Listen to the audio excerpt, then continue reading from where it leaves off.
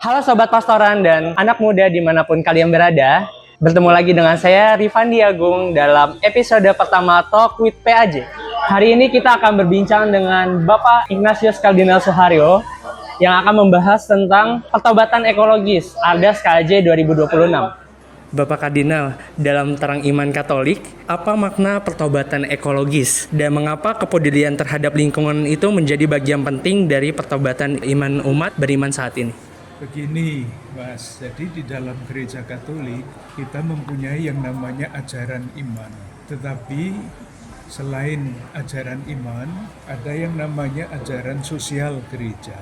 Ajaran iman itu ya dogma-dogma ya yang khas gereja Katolik. Sementara ajaran sosial gereja itu adalah wujud dari keterlibatan gereja di dalam sejarah umat manusia dan sejarah dunia. Ceritanya panjang kalau kita bicara tentang ajaran sosial gereja, karena ajaran sosial gereja itu sudah mulai ditulis pada tahun 1891 sampai hari ini. Singkat kata, kalau mau diringkas, isi dari ajaran sosial gereja itu bisa dirangkum di dalam 5 tema besar.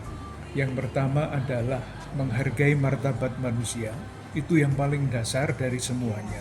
Nah, ketika kita sungguh-sungguh ingin menghormati martabat manusia, yang kedua, kita mesti ikut bertanggung jawab di dalam memastikan terwujudnya kebaikan bersama. Karena kebaikan bersama ini pasti mendukung martabat manusia ya. Kalau ada yang lemah, ada yang kuat, sangat kuat, terlalu kuat, itu pasti yang lemah akan kalah, dan martabat manusia yang disandang oleh yang lemah itu pasti tidak akan bermartabat.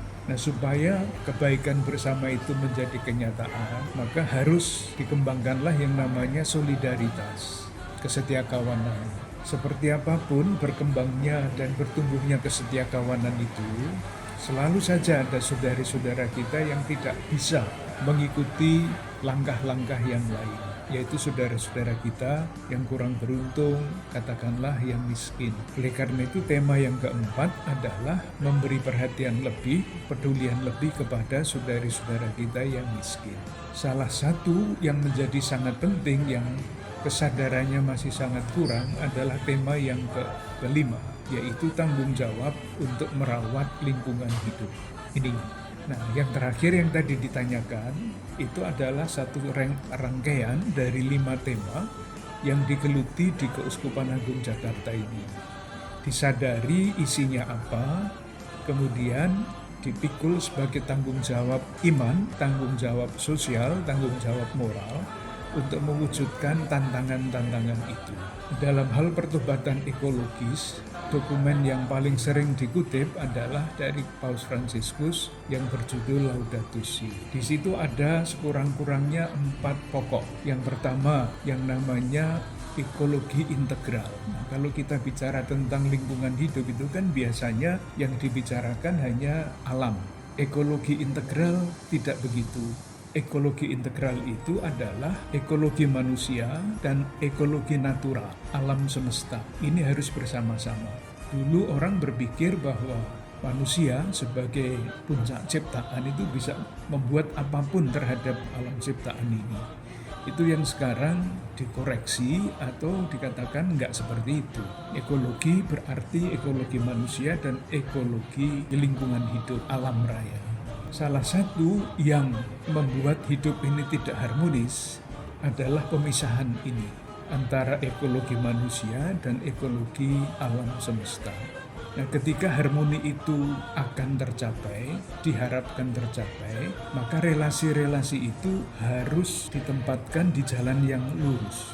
Itulah ajaran gereja Katolik, yaitu manusia relasinya harmoni dengan Allah Tuhan, harmoni dengan sesama, harmoni dengan dirinya sendiri, dan harmoni dengan alam ciptaan. Ini ekologi integral. Ternyata tidak begitu, manusia itu lemah. Semestinya kalau ekologi integral ini berjalan, muncullah kesadaran akan solidaritas umat manusia. Jadi kita semua asal sama, negara yang disebut kaya dan negara yang miskin itu sama-sama warga dunia. Sehingga harus membangun solidaritas. Yang terjadi kan tidak. Karena apa? Kelemahan manusia, katakanlah dosa manusia. Wujudnya mungkin dengan kata-kata yang agak keras ya, keserakahan. Jadi yang kuat itu mengeksploitasi alam raya ini karena mereka punya kepandaian, punya alat, punya sarana, punya segala-galanya. Sementara yang lain tidak punya apa-apa. Itulah yang terjadi sekarang. Ada yang namanya negara miskin, ada yang negara kaya, dan sebagainya. Dan biasanya yang mengeksploitasi alam itu adalah yang disebut negara kaya karena mereka memasang standar hidup yang sangat tinggi, yang harus dipenuhi. Caranya memenuhi bagaimana? Caranya dengan mengeksploitasi alam. Maka harus disadari kelemahan manusia itu. Yang ketiga, itulah yang namanya pertobatan ekologis. Jadi kalau yang nomor 2, kelemahan manusia yang dirangkum di dalam kata keras serakah itu tidak diusahakan dengan berbagai macam cara untuk dimitigasi, lalu yang terjadinya kerusakan alam. Maka di situ muncul gagasan mengenai pertobatan ekologis. Dan pertobatan ekologis itu bukan konsep saja, itu harus diwujudkan di dalam tindakan-tindakan yang sangat konkret.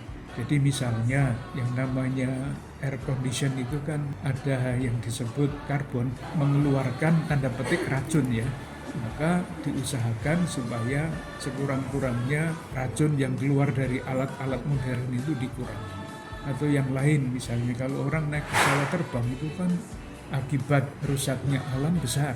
Maka pernah ada di Keuskupan Agung Jakarta ini salah satu bentuk dari pertobatan ekologis adalah kalau saya naik pesawat terbang, misalnya beli tiketnya 1 juta, nanti saya menyisihkan sekian banyak rupiah untuk dikumpulkan sebagai silih ekologis. Karena saya telah merugikan alam ini dengan naik pesawat terbang, maka saya mempunyai silih. Tidak bisa dihindari kan naik pesawat terbang itu. Tapi kesadaran ekologisnya, karena saya ikut tanda petik merugikan alam, maka saya memberikan silih. Silih itu ya terserah, bisa sukarela, bisa ditentukan nilainya berapa dan sebagainya.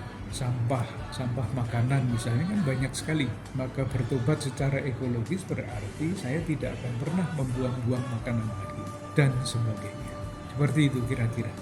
Oke, menarik sekali ya nih Bapak Uskup. Dan yang terakhir, pesan untuk sobat pastoran dan juga anak muda nih. Salah satu yang dikatakan oleh Paus Fransiskus di dalam Laudato Si itu adalah ini, mengapa gurun di dunia ini semakin luas. Gurun pasir ya, hutan ditebang dan sebagainya, itu gurun pasir. Beliau memberikan jawabannya, karena gurun batin kita itu juga semakin luas. Itu simbolik ya, gurun batin atau gurun pasir yang sungguh-sungguh, yang panas, yang kering dan sebagainya. Tapi beliau menggunakan istilah yang simbolik, gurun batin kita. Artinya batin kita kosong. Mencari pemenuhan batin di dalam hal-hal yang katakanlah sangat jasmania, tidak masuk di dalam batin.